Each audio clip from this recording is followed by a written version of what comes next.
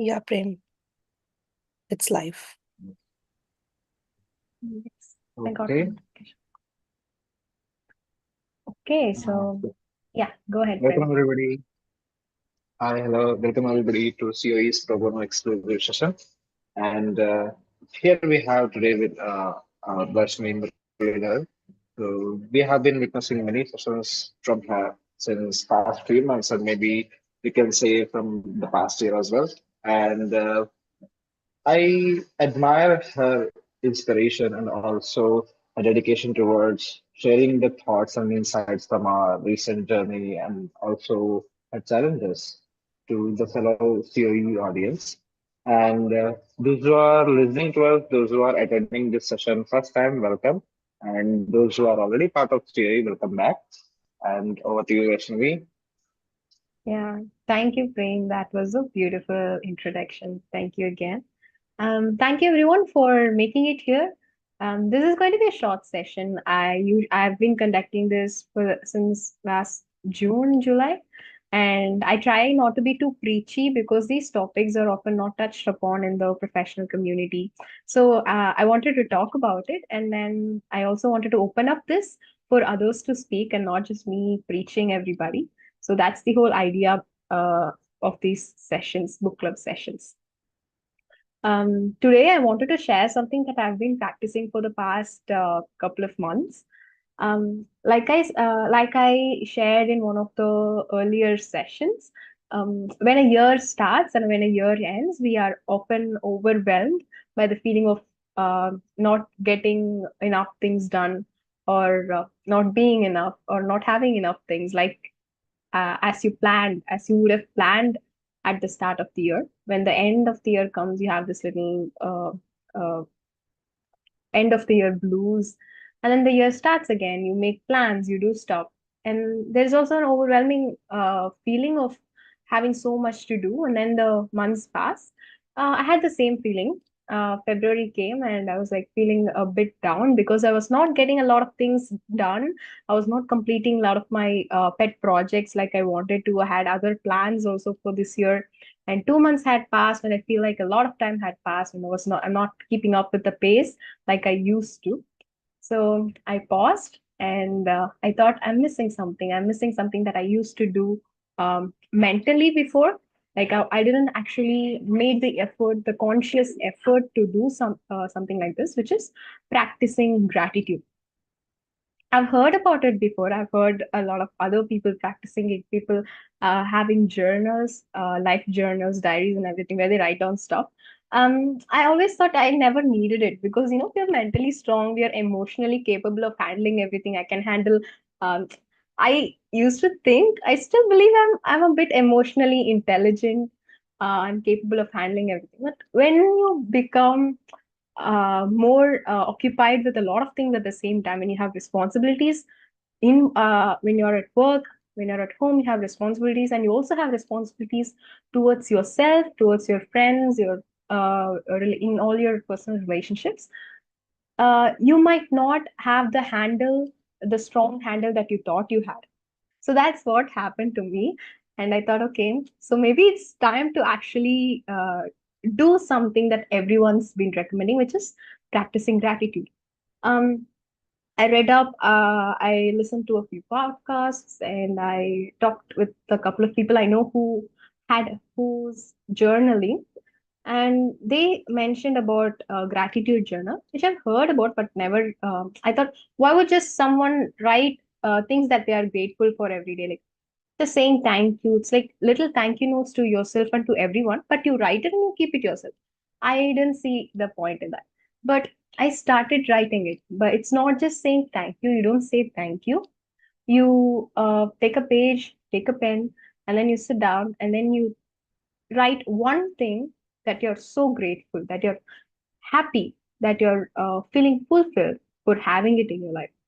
It could be a very basic thing, as in staying at your home, or having your cousin staying over, or being with your friend the last weekend. Like, it could be a simple thing, a one-time event. It could be anything. But when you're starting, if you're writing down that simple thing, you're stating it out loud, that you're grateful for it. You don't have to say thank you for being here, or thank you for giving me this. You're not thanking anyone. You're not thanking the God. You're not thanking your parents. It's general. It's just out there. You write something of this kind. I'm grateful to have this person in my life. I'm grateful to have a roof over my head. I'm grateful for the food I had last night. I'm grateful I'm able to digest something, like if you had junk food, just something random, but still something that makes you feel you're lucky enough to have it. I started doing it. Like I said, I had a few pet projects that I didn't start, and some I have started and didn't finish. And I had courses too that are still pending. So it was overwhelming. So every morning after I get ready for my work and everything's done, I take 5 minutes. I have this, it's just a random notebook. It doesn't have to be pretty like they show you on Pinterest or social media posts. You don't have to have a fancy pen or anything. I just wrote, I'm grateful for this job. I'm grateful that I'm able to work well in this job, that I'm grateful for the capability that I have to perform this task or perform this work that I've been assigned. I'm grateful for that, which is something we take granted.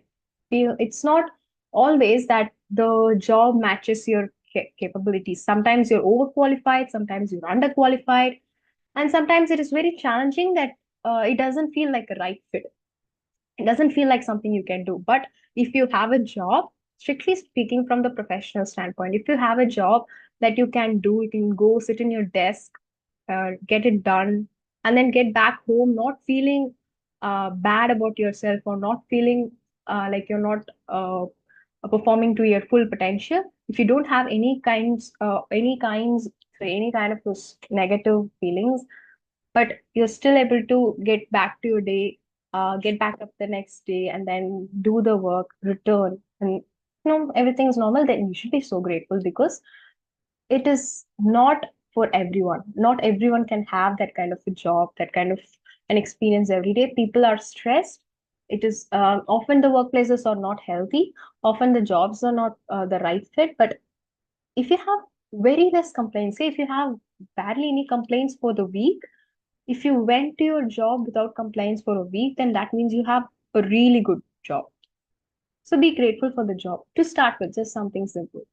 And then be grateful that you're able to go to your job and then return without any issues, that your commute is easier for you, that you're living your. These are materialistic things, of course. It's not always going to be emotionally, I'm grateful for this, that. Simple materialistic things, but still, if you're grateful for that, that means you're appreciating the things you got. So when you start writing about these simple, tangible, maybe not much of an important factors in your life, then you'll start building upon that practice. That is how you start this practice. The next thing that I did was be grateful about the things that I currently have, and stop reminding myself about the things that I want to do.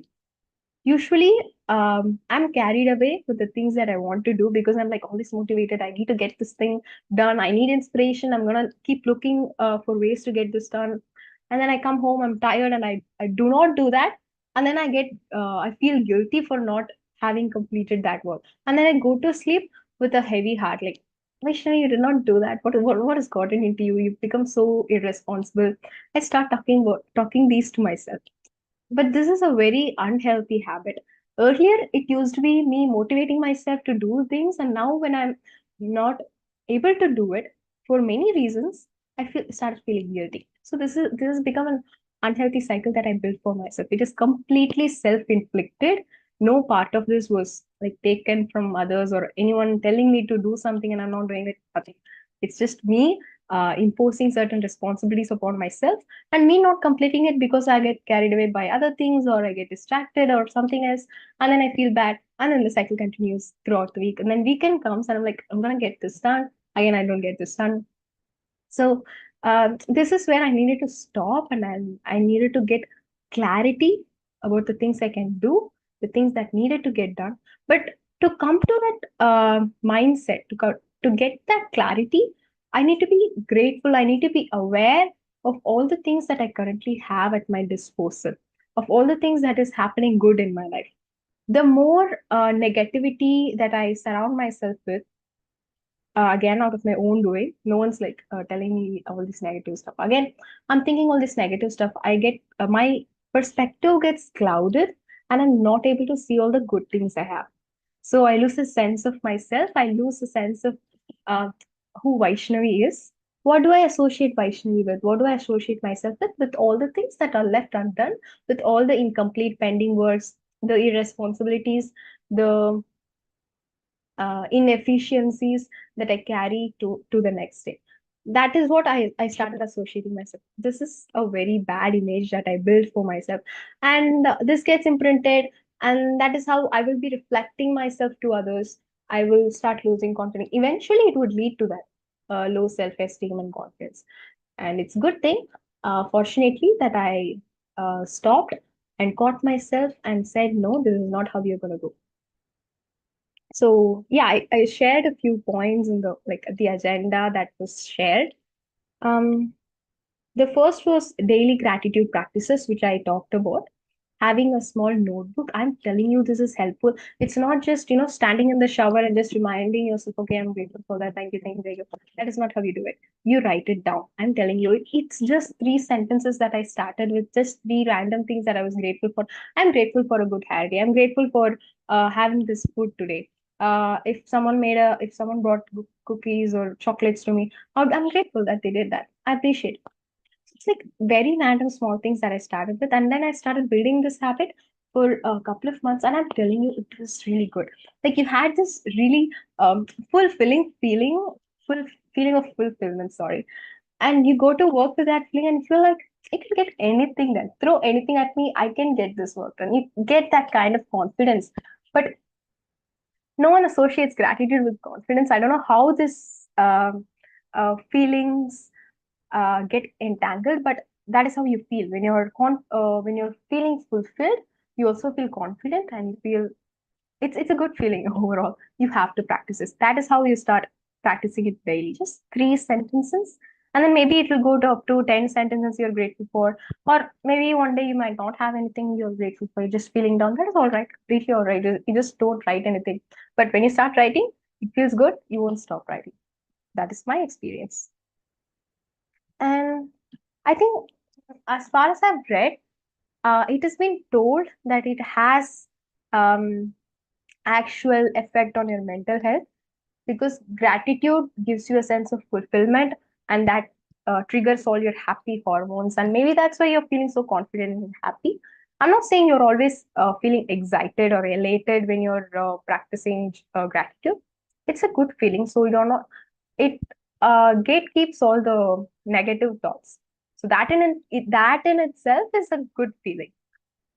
I think I should be highlighting that part. Doesn't make you feel like like your life is perfect. It makes you feel that it is enough, and that you're happy with what you've got.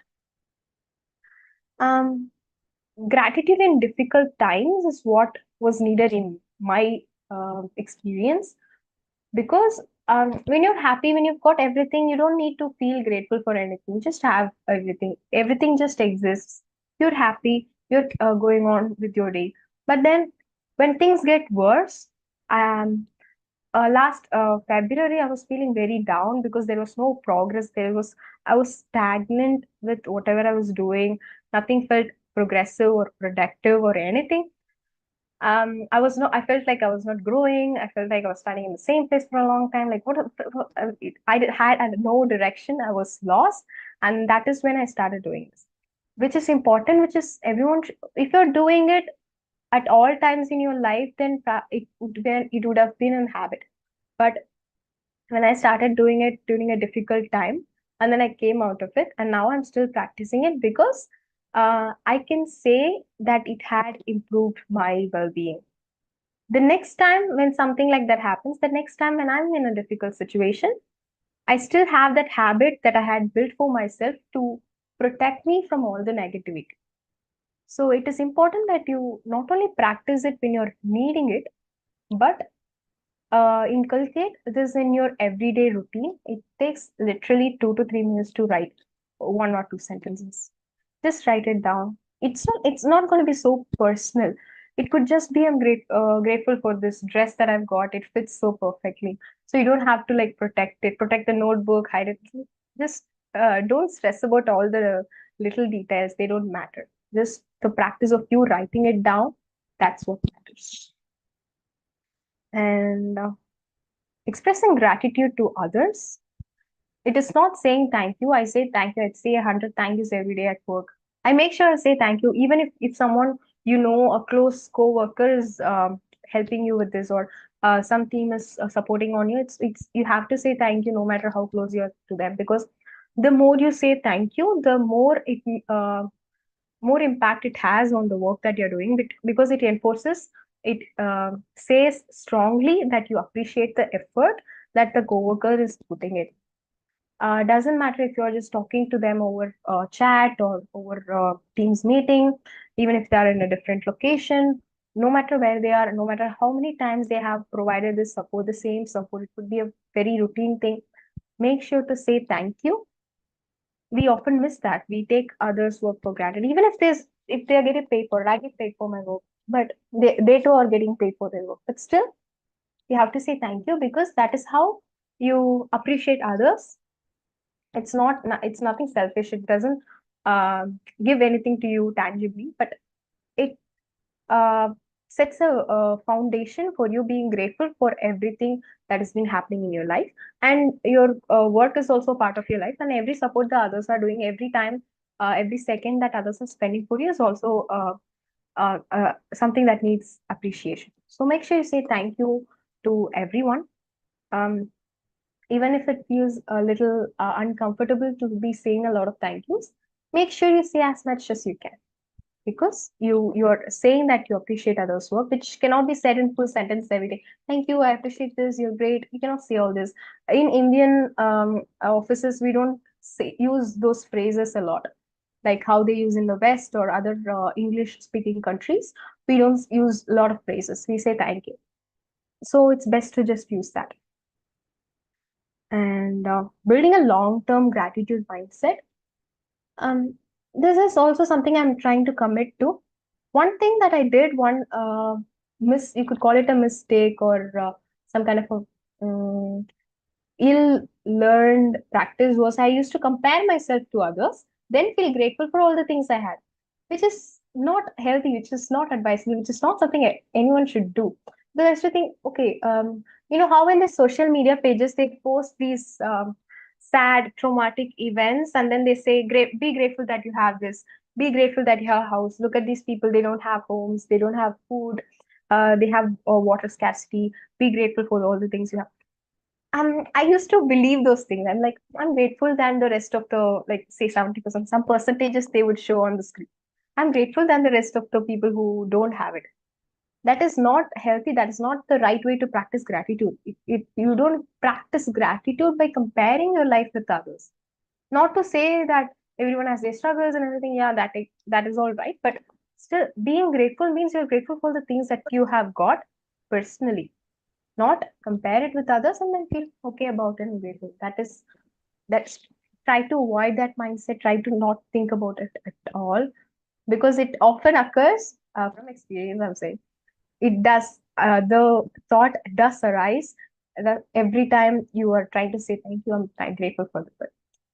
You have to wholeheartedly practice the gratitude by feeling grateful for the things that you have, and not about the things that you have and others do. Just highlighting it. So yeah, so all this little things that I shared is not to say that your life is perfect. Be happy with whatever you got. Always be happy. Like, minimalism is enough. Like, nothing of that sort. I'm a human and I have a lot of aspirations. I want a lot of things on a daily basis. I look at something, I feel like, yeah, I could use that. So these things are normal. Not This is not about practicing not being greedy or nothing of that sort. Just the whole point of me wanting to share this with you is because, hey, I did something good and I'm feeling better, and I'm feeling like I'm able to handle my difficult situations better, because I just did one small thing every day, and now it's been beneficial to me. I wanted to share it with you so that you can maybe if you're not going to practice it right away the next morning, maybe 2 months later or a year later, you might get reminded of, oh, I should have said about this. Maybe I'll try this. I'm in a very bad situation. I hope you're not. But still, if this helps, I hope it helps you to get better. Yeah, that is all I wanted to share. And if you guys have anything to share on this note, if you have like doubts or just something you want to discuss, the floor is open. Yeah, of course, Vaishnavi, what you have shared is absolutely correct. And I would like to just add one more point. Like, there is a thin line between staying limited, limiting yourself, and expressing gratitude or be thankful to ourselves for what we have. Because, like, being thankful for what we have does not mean like we should be limiting ourselves for our future aims and whatever the current situation is. But it is just like we are thankful that we are better from the past, but we are going to do better from now. It is not just like staying and limiting yourself with the same place or with the same kind of environment. It's like, okay, whenever we just have a setback, we are going to see what we have grown, like from where we have grown and what we did better from past. Yeah, that is so true. It's not, that is a thin line, of course, like you said. It's not about limiting yourself. Like I said, gratitude, practicing gratitude, it is whole by itself. One, you don't need to compare it with others. And two, you don't have to limit yourself. You don't have to stay humble and it's not being all godly and everything. It's about being human and just incorporating this little quality in your life. That is as simple as it is. Yeah, thank you for sharing, Prem. So anyone from the audience would like to share their views? Akriti, Abhishek,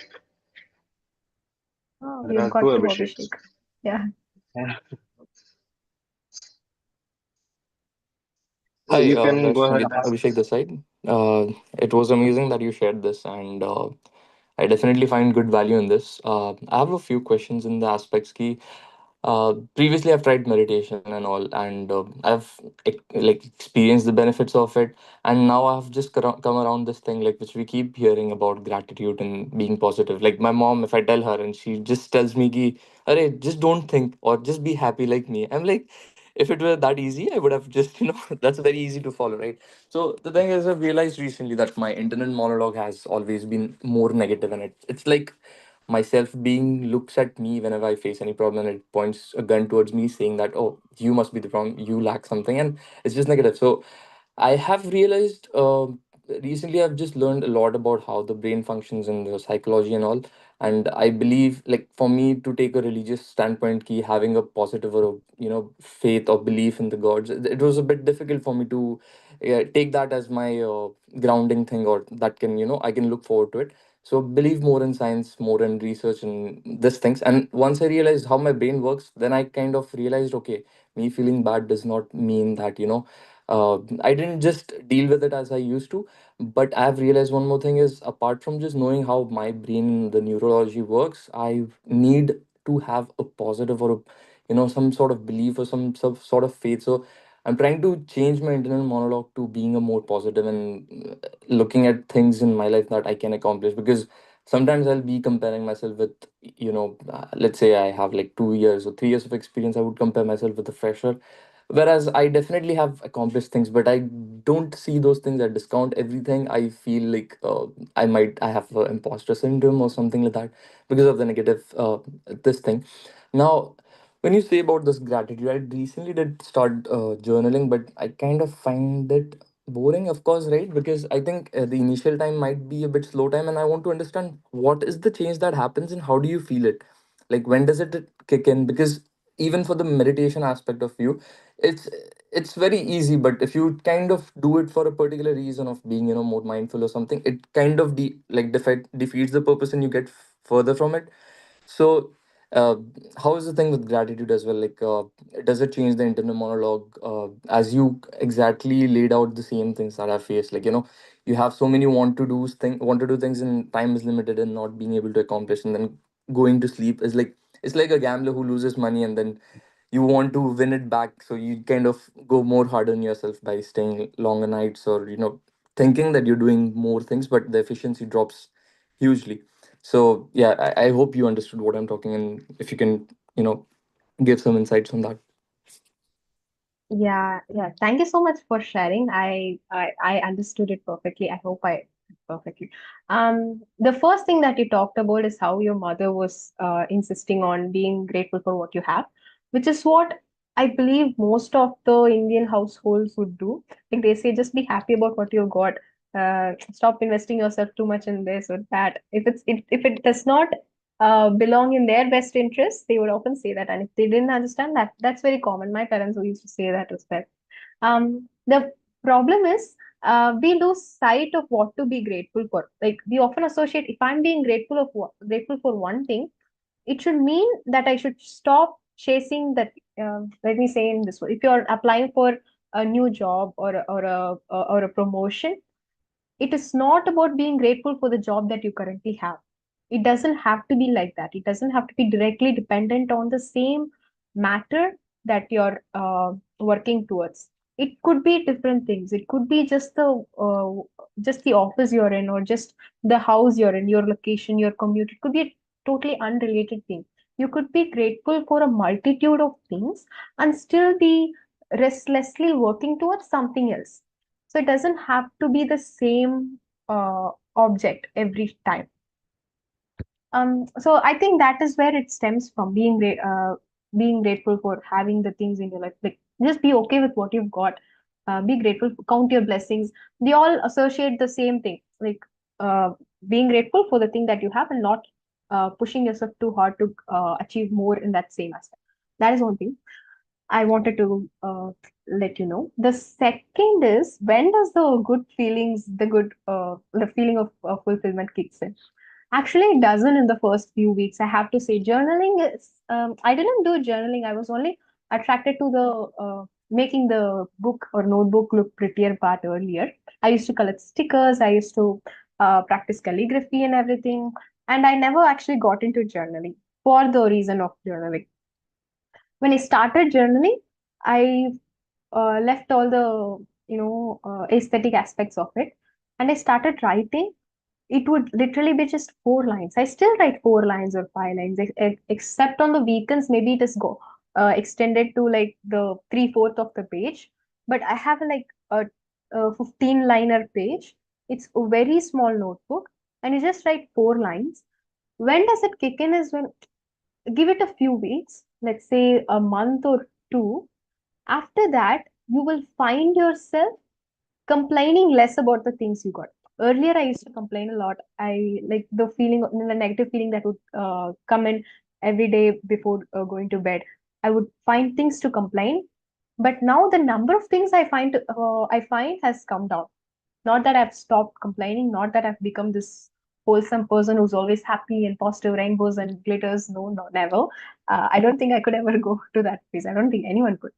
Just that you stop complaining about things so much. You start working towards the solution and not always focus on the problematic areas. It's more about becoming a bit, like say, 10 or 15% more positive than what you used to be. It is not always immediately noticeable, and do not force yourself to journal. And also, if you're not feeling like it, journaling, it's completely fine, but make sure you do it 4 days a week or 3 days a week, just to keep the practice in loop.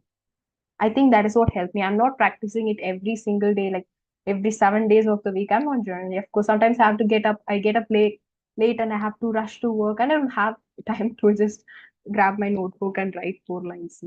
So do not expect perfection when you're practicing gratitude. Do not expect it to be always aligned with your goals. It could be completely different. Your things you're grateful for could be completely irrelevant to your goals and aspirations. And expect to be a little restless and a little overwhelmed at times when you're journaling, because it is not like action reaction kind of thing. It's a process and it's a mindset. And you said you were practicing meditation, which is also a great thing. I used to do a bit of that. It does give clarity, but not if you're able to incorporate it in your everyday life, you're set for life, because that is a great habit. And journaling is also a good habit, but don't limit yourself to journal only certain things. Just write random things. If you want to diss someone, even write that down, right? Everything you want to write in it. It doesn't have to be exclusively a gratitude journal. I'm saying a gratitude journal because I started without any journaling experience, and I'm sticking it to gratitude journal because focusing on one thing is better than just writing everything that comes to mind. But if you're already journaling, just get into a practice of journaling every day. And if you're already practicing it every day, then think about bring more clarity into the writing and start reflecting about things. So just one step at a time. I hope that addressed Y- yours. Yes, like what I was looking for mainly is this sort of thing only. I want to reinforce the thought or the logic of doing it. Of course, there must be some studies around it, but the more I hear from real people like you, it kind of, I ingrain it within myself, in my brain, that this should, fix the problems that I might be facing. So something just like converting my internal monologue from being more negative to more positive. That's the ultimate thing.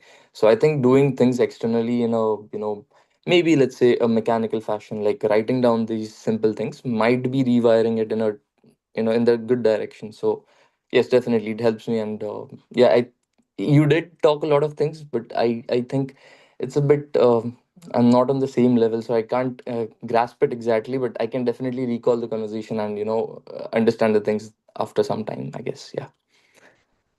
Of course, thank you. Thank you for actually joining in, because my advice or whatever I'm sharing does not actually apply to every single one.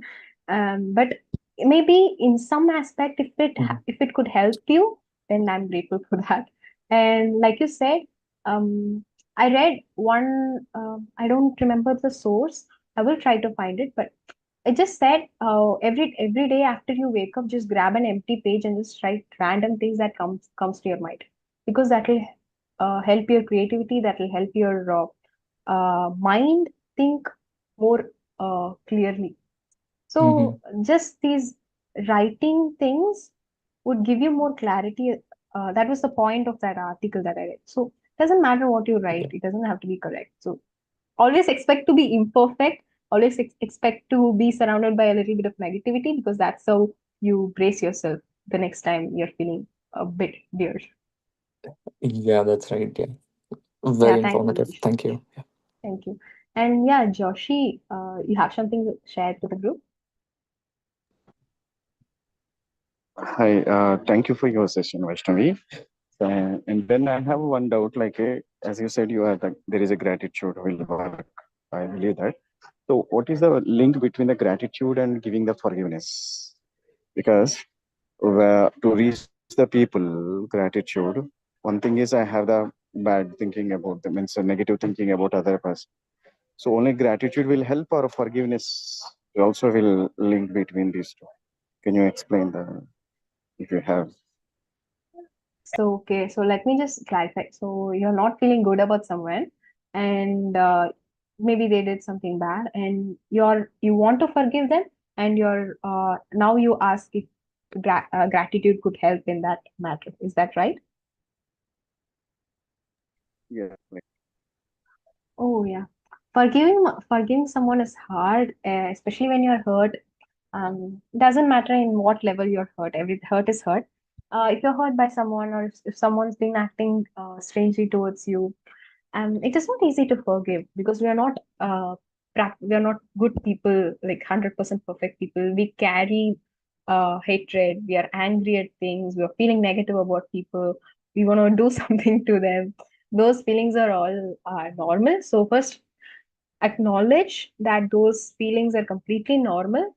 Everyone feels that. Don't feel bad about feeling hateful towards someone. We all have hate, but to an extent that it does not affect your quality of life is what you should focus on. When I'm asking you to practice gratitude, it doesn't have to be surrounded around that person. If they are helping you, or if you're forced to work towards them, or if you're forced to be in close proximity, then be grateful that your mind your heart or your thoughts are not affected by whatever that person did to you. So that in that context, that's how we practice gratitude. You practice it by saying that their negativity or whatever they did to you or whatever is the past, the history, that is not affecting you currently, even though you're forced to be with them, even though you're forced to work together or live together, whatever the context is. If you're not letting yourself be affected by the by others negativity, I think that's a win. That's a huge win. You don't have to be perfect, you don't have to be excellent, you don't have to compare yourself to them and feel like you've got better things than them. It's not about comparing at all. It's about being feeling safe and protected by your own thoughts, or not letting the negativity from them or the whatever they have inflicted on you to affect you. That is how you build a strong mindset or a strong uh, protection through feeling grateful. It's not just something you have to always write it down. I'm like feeling stronger, confident. It's not, like I said, it doesn't have to be perfectly made sentence. I'm grateful that that person is not with me. I'm grateful that I'm able to forgive them. No, it doesn't have to be like that. You don't have to forgive them, but still you can feel grateful that you're not affected by them. Did that answer your question? Like, I hope it helped.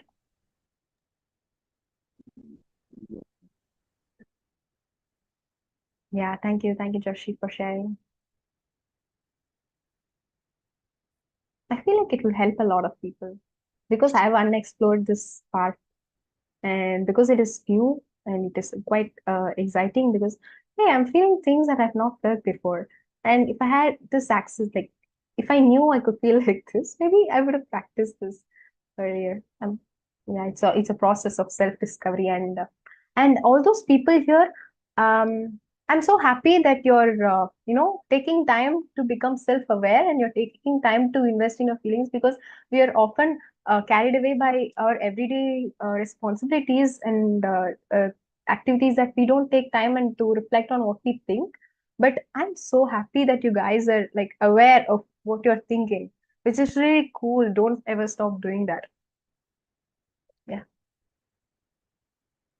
Oh, anyone else have anything to share? Yeah, hi Yeah. Vaishnavi. Yeah, hi. Yeah, Abhishek this side. So again, Abhishek this side. So yeah, so my question is basically related to office culture. I have a few queries, basically questions. So first question is like basically how to keep highly motivated or motivated slash in office culture. First thing. Second thing, how to handle stress. This is a real time scenario which has happened with me in the last week itself. So currently ongoing projects are there, which is need to be submitted on the next week. And as I said, the word gratitude. How can I like to handle that stress and to give that gratitude to the individual, the stakeholders? And the third thing, and this is also okay, you can say the real time scenario.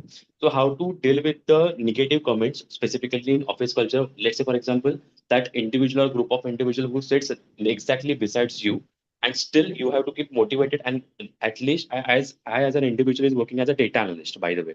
So I need to prepare the dashboard of those individuals who are passing, or let's say putting the negative comments, or this is the number, this is the blah blah blah, and still I need to like give them a gratitude. So these three questions, if you can. Yeah, so year end is always stressful for everyone. The first one you talked about is being motivated when you're forced to work with someone who's not being nice to you. Maybe nice is an understatement, but still I'm like trying to keep it light. Um, how do you keep yourself motivated? Is I remember one thing that has helped me is I remind myself why I started doing this. Why did I start liking my job? Even if a like is a strong word, not everyone has to be in love with their jobs. But if you're uh, not feeling so bad about your job, that in itself is a good feeling. So, like I said, um, just address the little things that you found that made you happy when you started this job. Things that it could be a very small thing, like the location of the office, or hey, this is near my home and I'm feeling good about this. I'm able to do this for my parents, or with your other relationships or your friends. I'm able to do this because I have this job. And remember when you applied for this job, why did you apply for this job? And remember the feeling when you signed the offer letter and you're like, you got your seat, your desk, and everything. That feeling, remember why you started this job, why you found this job attractive, and remember how you feel when you introduce yourself to someone saying, "Hi, I'm Abhishek and I'm a data analyst at this company." Remember that feeling. Sorry. So remember these little things that makes your job a pretty title, or it could be very materialistic things, like I said. It doesn't have to be very fulfilling always. So remember those little aspects when you feel frustrated, when you're like very demotivated. Remember why you started, remember how you felt when you started, and remember every time you talk about your job and you're explaining someone, like, just tell me how you're feeling about it, just tell me what you do every day. You would feel really good when you're telling someone what your everyday job is. It gives a sense of pride, it gives you a little superiority complex, like, hey, I'm doing this technical stuff and I'm like really good at it, and I have this much experience. Like, brag about yourself. You can do that because you earned this. You earned every right to be in the place that you are. You worked hard for it. That place belongs to you. You could leave the job tomorrow, it could move on to someone else, but still, at that moment, at that day, you're the rightly qualified person to do that job. Like, just feel proud about yourself. That is how you motivate yourself. It's not always about, like, I'm gonna crush this, I'm gonna like, take this challenge head on, I'm gonna excel at this. It doesn't have to be like that. Just feel great about yourself at that moment, and you'll feel motivated to do more because, hey, this is my job, I'm really good at it, and I'm gonna do the best. And it doesn't depend on the others. It doesn't matter if the next person is there or not. It could be someone else in the same position who's also being bad to you. It wouldn't matter. It's not, don't take it personally. That is one thing. But I know it could be very hard to just work with someone in the, like, very sitting next to you, and they are being bad to you, and you have to like struggle with just getting your regular tasks done. It is difficult. It could be a struggle for you. I recognize that. But in the moments of feeling very demotivated, just remember how cool you are. Just, enhance your profile a bit in your mind. It helps actually. I'm sorry, I forgot the next question you asked.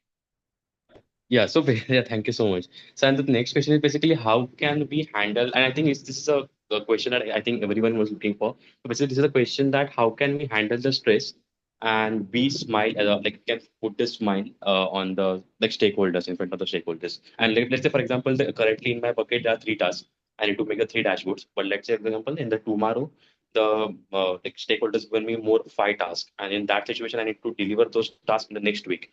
So more number of tasks and with the handle of stress and with the that approach only, that positive approach, and how to get positive with the accuracy of numbers. Right. How to be stress free? Okay. In the long term, you would find a lot of advices saying these are productivity hacks. You could do this, do step one, step two, have this notebooks, have this to do list. You have this all detailed instructions to handle stress. But in reality, you will not be able to practice any of those intricate work in your actual job. Excuse me. It might be difficult. But to handle stress is, um, like I said, learn to turn off every day when you come home, when you finish your job. When I started working, I used to bring those work to home uh, back home, and I used to think about things and ways how to solve. Like, I didn't set any boundaries. I had set boundaries, like I wouldn't open my work laptop at home. Those are physical boundaries. But mentally, I never set any boundaries. I didn't know that you could set boundaries mentally. So when you're at work, focusing on work and not thinking about home. And when you're at home, focusing on home and not thinking about work is just how you start segregating these two goals. Handling stress, it is very difficult. I understand when you're, and you have to like smile, you have to be very nice to people, and that is when you're most triggered and you want to like yell at someone, you want to just scream, but you cannot. But what helps is being organized And knowing that you cannot spend time on something, like prioritizing helps. If you're not able to spend time on one aspect of the project, just accept that you cannot, but it could be demanded of you. But still, when you prioritize what part of that work needs to be done right away so that it is not carried over to the next day, might help. I know these advices are like easier said than done, but one, if you just focus on one, practicing one quality, just say prioritizing, if you just focus on practicing that, it would help.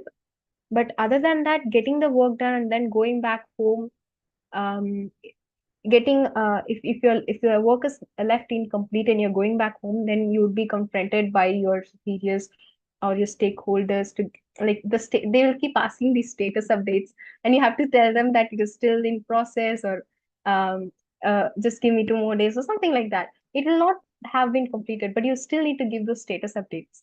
And that is where it gets a little frustrating, because they are demanding and you have to answer them. But you have to know, you have to convince yourself that this is not possible today. And then, because we say that we're going to get this done and we'll try everything to get it done, even if we knew that it could not be done, like it is not possible, we don't tell ourselves that. We don't accept it because we have pressure from the like you said, the stakeholders to get something done.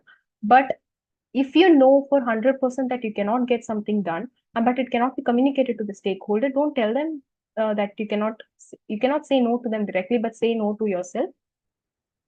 Just accept that you cannot do something, so that you can focus on the things that can actually be done. Like, you know how people say, learn to say no to others. Similarly, learn to say no to yourself. Don't, even if you're working towards completing that project to 100% completion, you still keep on working, but understand and accept the fact that you cannot get it to 100%. I know this is not like your standard advice, like work hard, get it done, but it is not always linear. You cannot always start and complete 100% done and then move on to the next one. That is not possible. Some things get carried over, some things are left pending. Say no to yourself, like, no, I'm not, I could not do this today. It's okay. Let's just find a way to communicate this with them. But always, when you're communicating, don't ever forget to, like, acknowledge the work that you had done, acknowledge every bit of effort that you had put in that day towards that project. Because the more you start to acknowledge, the more you recognize your own work, the more productive you would feel. Because we are often left with the feeling of not having done enough at the end of the day. But in fact, we would have done a lot. We would have completed a lot of tasks and activities scheduled for that day. We forget to acknowledge those things. So it is important, no matter how much you've completed your work, it is a big part of your day. Take like 15 minutes to reflect on everything that you have completed. So you always have something to tell someone that, hey, I've completed this. When you don't acknowledge that, when you don't recognize the things that you've done, when someone asks what you did, you said you would not be able to say a lot of things. And then you have the sense of feeling that you did not do a lot of things. In fact, you would have done. But then you also feel the stress of completing or achieving more.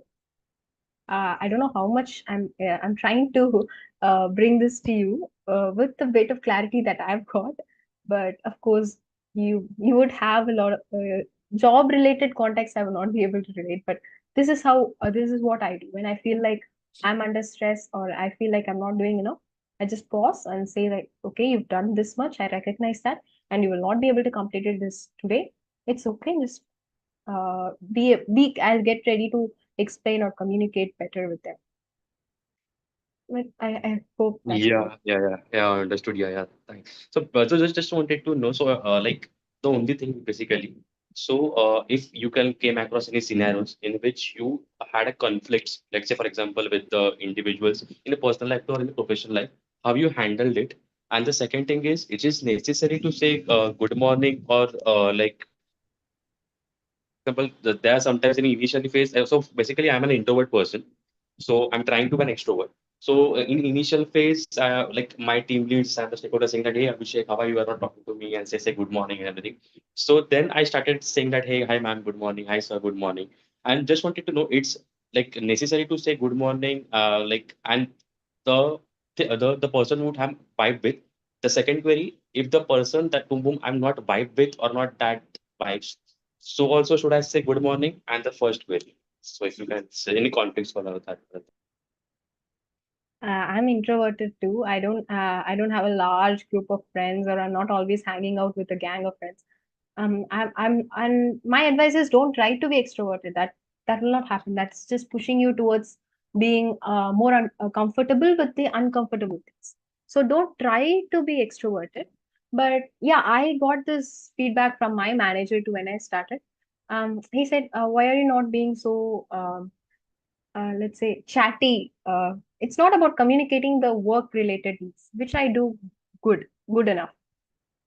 It's just about the regular everyday talks, small talks, which I am very bad at. I'm like so bad at it. I cannot small talk. Whenever someone is small talking, I'm like, I'm looking at them in awe because how are you able to talk this much about the small things?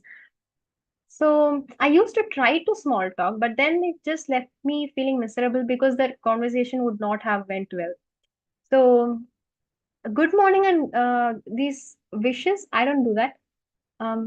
But that might come across you being cold towards them, that you're not being welcoming enough, that you're being rude. What I do to compensate is that when the next time I'm interacting with them in the same day, I make sure I put on a smile and I'm like being warm towards them.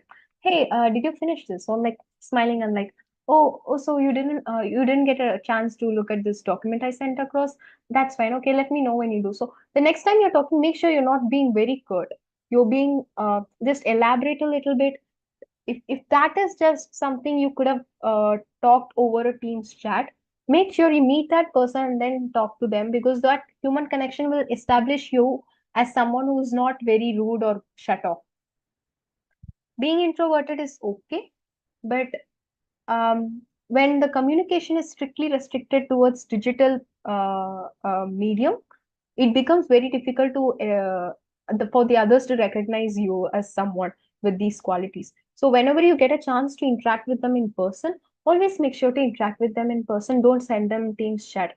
And even if you're very clear about something, just to get a clarification, like ask for a clarification, so that there's that human touch. Hey, you sent across this, so this is what needs to be done. Even if you knew 100% that's what needs to be done, just ask them, so that you're not two things will happen here. One, you're not put in the position to small talk every morning, because people who small talk doesn't mean they often extend that conversation throughout the day.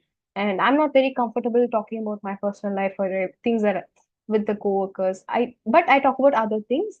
I talk in long sentences. I make sure I explain, so that the human touch is always there. There is always a connection that I establish with my coworkers that is not limited to good mornings or good evenings. But thank you is relevant to this session. So say thank yous always. Don't miss out on that. Earlier, people not people would say THX on Teams chat. I'm like, just say thank you. People don't say thank you in the full form of thank you. People say thanks. Thanks is not formal, so keep it formal. Say thank you and full. Thank you for the support. I started adding that whenever someone sends across something like thank you for the support. If someone's from another team, just extend those lines, and the next time you get a chance to talk to someone, talk to them, talk about their work, and don't force yourself to talk about things that you are not comfortable with. It's okay to not say good morning. Just a smile would do. And if you're occupied with your work, I feel it very uncomfortable to just stare at someone and just like smile. Like, it makes me uncomfortable. I don't know why. I don't do that. People will come and sit next to me, and then the next time I have a chance to talk, I'll talk to them. I'll smile and talk to them, so that they know that I'm not very closed off. That's what helped me. But that is an actual complaint. My manager said, like, Vaishnavi, why are you not talking? Is there something wrong with the people? You can talk to me. Is someone bothering you? They got so concerned that I'm like, I didn't have a chance to explain that this is who I am. But it took me 3 or 4 months to be comfortable with the people. But yeah, be introverted, but make sure you have a human connectness with everyone you meet. And always like be silent Actually, and smile. Yeah. uh, sorry to interrupt. So actually, it's not being extrovert or introvert. It's just like when you are talking to a person, a small greeting wouldn't harm. It's like, okay, hello, good day. So have you got a chance to review the file which I have shared over to you via Teams or via email? So it's just as it's not even a small talk. It's just a salutation. It's just a greeting. Hello, good day. Hope you are doing well. Or how's the day going? So Yeah. Yeah, So when perfect. you're Yeah. yeah, when you're asking something, you have to start with the salutation. I thought he meant just meeting someone the first time in a day. I thought that greeting, I thought he meant yeah, that greeting, but even if you meet someone for the first time in a day, you like can just ask, okay, I hope you are having a great day. So that's it. Like no other small talk needed. It's just like I wish you a great day. I hope you are having a good day. I hope you have enjoyed your weekend. So it's just a sentence that could bring a smile to the other person, or maybe change the perspective towards you, or could also change the perspective of reviewing your conversation. It does not even make you an extrovert with just a small sentence. So like you can note down 4 or 5 sentences like that. Hope you have enjoyed your vacation. Oh, I haven't seen you since long time. Where have you been? So that's it. Yes, It could be a exactly. small talk. Yeah, it could be just a sentence, but it could lead to a small talk without knowing. Like unknowingly, it could lead to a small talk, and it could also change the perspective of viewing you as an like most introvert person, or he's being quiet in the meeting, or he's being quiet in the team. Yes, I do also agree. Yes, Prem. Thanks, Tamil. Yeah. actually, Prem, that is good. Like when I'm talking with you guys, like with the COE group or any other outside of my office, people who I'm communicating with English, anywhere else, I'm used to saying all these salutations or greetings, but I don't know for what reason in the office, no one's practicing that. It is not normal for someone to extend these kinds of greetings at the end of conversations. Even in mail, there are so many mails that I get every day. So people are very short in typing. People want to type quickly. People want to send across things quickly. So people, I don't know where it got lost, but for some reason in my workspace, people do not follow the hope you're having a good day. How was your weekend? These kinds of short phrases in everyday conversations.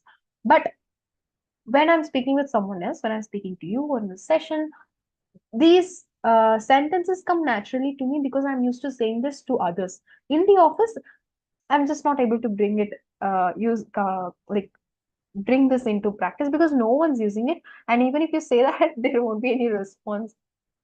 I think it differs from workspaces or I don't know. But if you're able to practice it, just go ahead and practice it because it's a great advice to inculcate these sentences in your everyday conversations.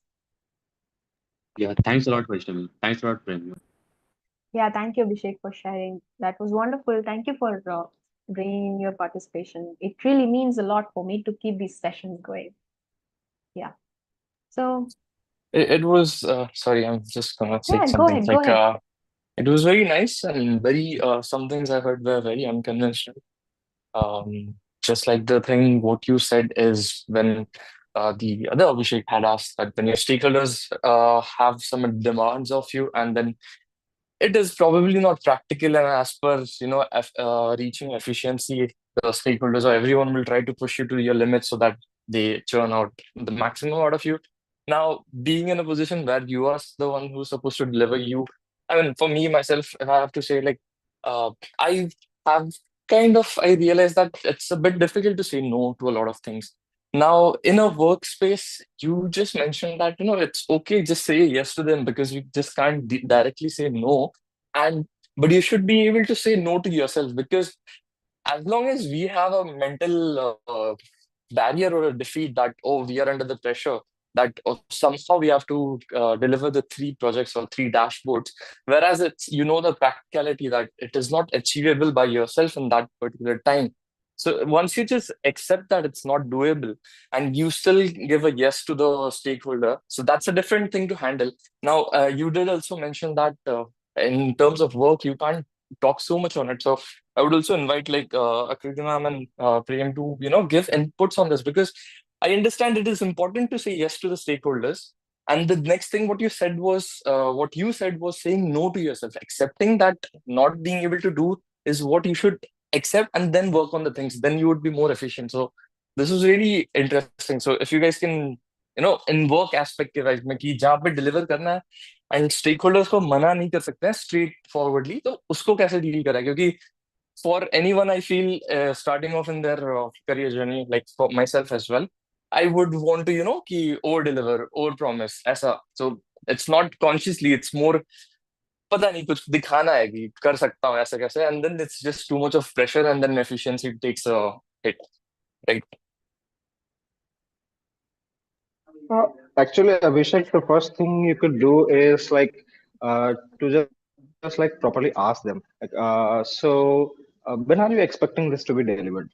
That could be a good question to start their understand their expectation, and then you can review the answer of yours, and also you can say, okay, it could be challenging to deliver it in just a week. So because since I'm occupied with some other reports also, and this could also take enough time to analyze the data, and this should be a proper response, I think. What do you say? Like, what are your inputs, Vaishnavi? It's okay. Sorry. So it's nice for this to be, but sometimes stakeholders can be cheeky and they probably think, or maybe they don't know it unrealizingly, that they are giving you more responsibilities than you can handle. So what you said is definitely useful. Let's say if you have a certain framework to proceed with such things, like when do you expect it, and if you have an idea as to how long it can take, like if you can anticipate this thing would take this long, so that's good.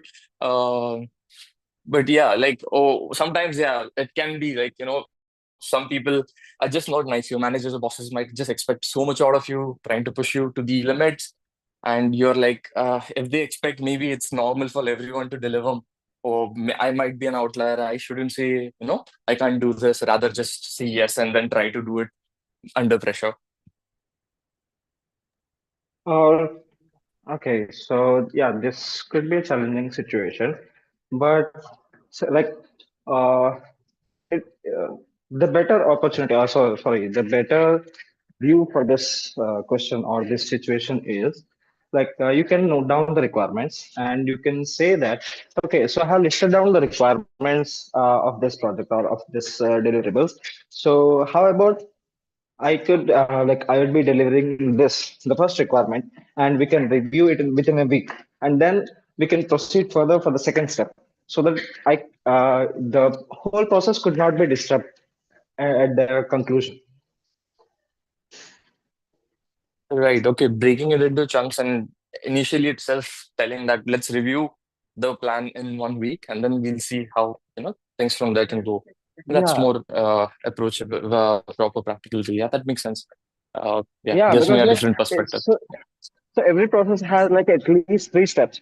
So if you just like note down the requirements or just like break it down the requirements into like a few parts or chunks by your own, Mm. and you can just tell them, okay, so I have broken down the requirements, and since like would it be okay or would it be fine if I if we could review the first requirement by the end of this week, and then we can so that I can proceed for the second step, because Mhm. it would not be disrupting the conclusion or the analysis.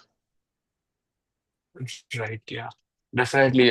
What I understand is we should take some time before, committing to something. We Because like should take some I time. can Yeah. understand like the stakeholders can be tricky, and also they are hard to deal with, because they are tough people to deal with, because they would not be like directly dealing with your capabilities of completing the Mhm. task within a particular time of your own. So they would be setting the deadline. So before giving them chance of setting the deadlines, so you could just ask them or maybe have a mutual conversation. So that, okay, how about we could review this one But so when are you available to review the first part of the requirement? See, when you Mm. are asking their availability, so that would be challenging for them. Okay, so now they have to think. Okay, so I have to make a slot available to review this, and Mm. then it could like proceed. Right, yeah. Very nice, yeah.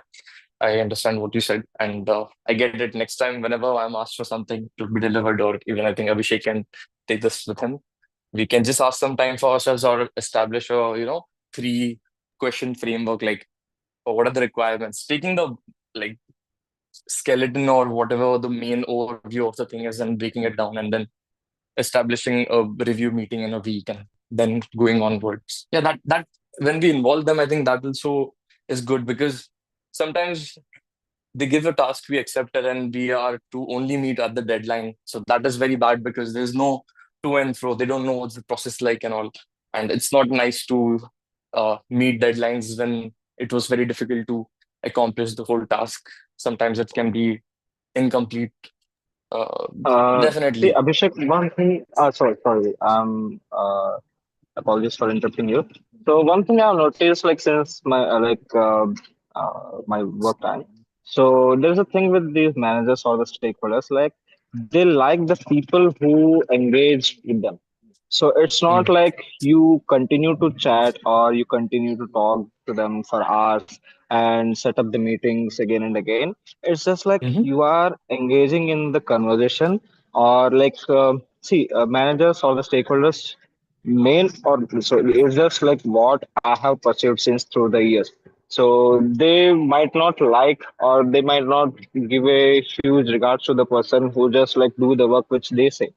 So it's like Mhm. it's about the person who gets engaged with them and have a small meetings or maybe small conversation regarding by step and following up through the conversation.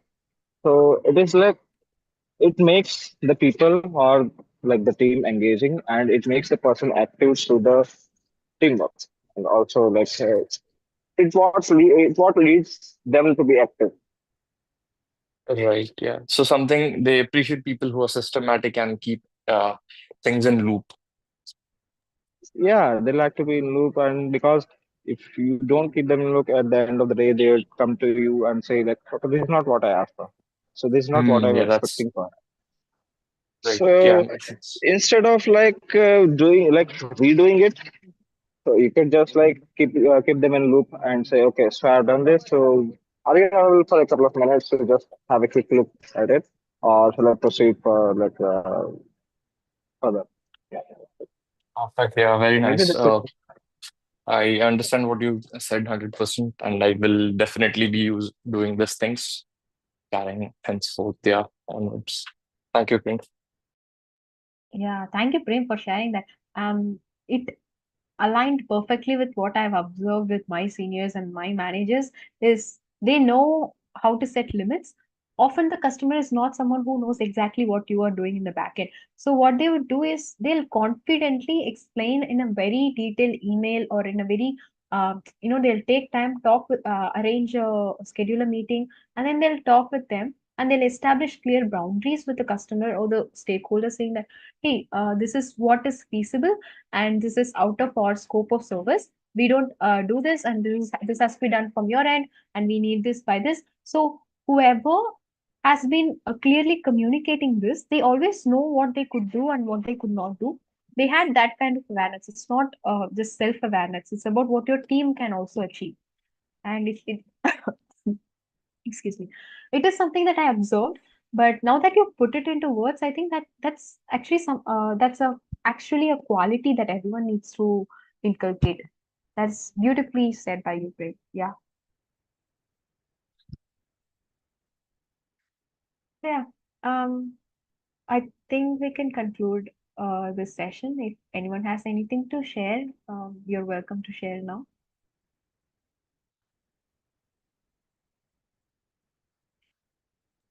As a final thing, if anyone's not talking, then I've just talked about the other Abhishek.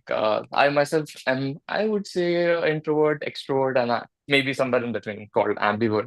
But like when we say like, greeting should be normalized, and I agree with that. But the problem is I have seen myself like I'm that sort of a person who kind of challenges myself, and I have been a hardcore introvert previously in life. So I don't know how I transitioned from that role to a hardcore extrovert as well. But it happens on my terms. And I just want you to realize like introvert, extrovert, and all this is all in our head. And just, I don't know, like when we say things, you might not resonate or understand it. But one thing you must understand is remember that there is a point where you can be an extrovert. And let's not even class it as extrovert. You can be a different person than what you think you are right now. Things will be difficult. Things are difficult for me as well to make conversation sometimes at workplace or somewhere like that. And it like as what we discussed, like just making small talk, even small talk, we internally analyze it like leading to a larger discussion where we just don't have the social energy or the energy to talk, or we can't just be creative enough to make a conversation henceforth. So that's why we tend to avoid a lot of conversations, even like saying hi or good morning, because it kind of is mentally taxing. But the point I just want to convey is like you might think you're an introvert, you might as well be an introvert, but it's the thinking. You think that you are that. So let it be now. Like you be yourself right now, however you are. But when you engage with more people, you come across many more different situations. And I have embarrassed myself a lot of times doing small talks. Like if I see someone heading towards me, I just say hi, how are you? And they say something to me, instead of a response, I'm like bye. And then I just think like, what the hell did I just do? But the thing is, embarrassing yourself and not looking at it in a very negative way. Initially, I thought like, what the hell, that person must have thought like, what stupid guy this is. What kind of conversation was that? The problem is, you have to start looking at such things in a funny lens.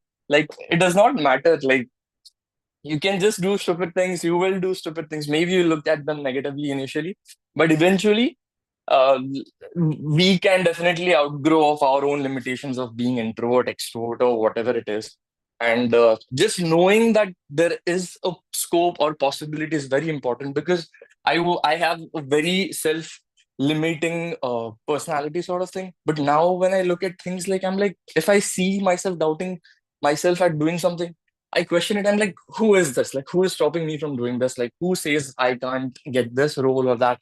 I still have that negative thing in me, which is why I'm in this sessions trying to learn how to, change the internal wiring. But the realization is there with me now that yes, everything can be different. Like you're not born introvert, you're not born extrovert. So it's just how it's the ego wala thing, but it goes more spiritual and more realization of what things are. But yeah, I just want you to know, like, there is like things won't be always like this. Things should matter less to you about how you deal with others. It's just going to be a breeze kind of thing eventually. But yeah, being sucked into this kind of conversations, ki negativity and low, it gets easier at a point. Ki things don't matter so much. It's more straightforward when your mind is decluttered and you realize that ki introvert extrovert एक concept है. It's not actually what you are. I don't know if this was easy to understand, but I might have. I'm not a very clear orator. I can't put things in a straightforward way. My mind just goes in a lot of directions. But I hope कुछ समझ आया होगा तुम्हें. Yes, yes. Thank you so much from this Abhishek to this Abhishek. And also special thanks to Vaishnavi, and the special thanks to Akriti and Prem and the COE team for keeping this session. And it's really helpful for us to like the person like me to engage myself and this. And thank you so much, Vaishnavi. Just a request, if you can send any like YouTube links or any links like related to gratitude or something on the WhatsApp group chat that we have, so that it's helpful if it's possible. So yeah, thank you. Yeah, I'll share the resources that I spend time with. And just two short things that I needed to add with what Abhishek N had shared. The first is this goes for everyone. Whenever you have the fear of embarrassing yourself, just remember this. Try to remember the last time you found someone else embarrassing themselves. When do you remember an embarrassing moment of others? No, the mostly the answer would be no. We don't remember that. The same goes for you. When you embarrass yourself, no one's gonna remember that because it is just not an important thing for them to remember for a long time. So no one's gonna care about it. So just have this in your mind whenever you have that fear of like, I'm gonna make fun of myself or anything. And two, these tags, introverts, extroverts, omniverts, those are just tags. These labels are ineffective. They are labels. They are just that. Do not compartmentalize your character to one particular label, because the more you do that, the more you adapt to whatever the urban dictionary defines that label as. So you try to fit into that rather than adapting yourself a new uh, word to describe yourself. So it is the opposite. It should not be you catering to the word. It should be the word defining you. But no word could define a person's character. It is a spectrum of. It's a spectrum. Introvert, omnivert. It's all a spectrum. So don't compartmentalize. Don't fit into any labels in all aspects of that. That's like the two things that I wanted to share quickly. And yeah, I'm so glad that you guys are interacting and you feel comfortable sharing this, because that is exactly what I wanted to create, a safe space to talk about things that we don't have space to talk about in a professional setting. So yeah, feel free to attend my next session. I conduct these once in a month. So thank you so much, Akriti and Prem, for organizing this. Thank you for joining in and participating, everyone. Hope you have a great week. Yeah, thank you. Bye. Yeah, Thank bye. you. Bye, guys. Yeah. Thank you so Thank you, much. everybody.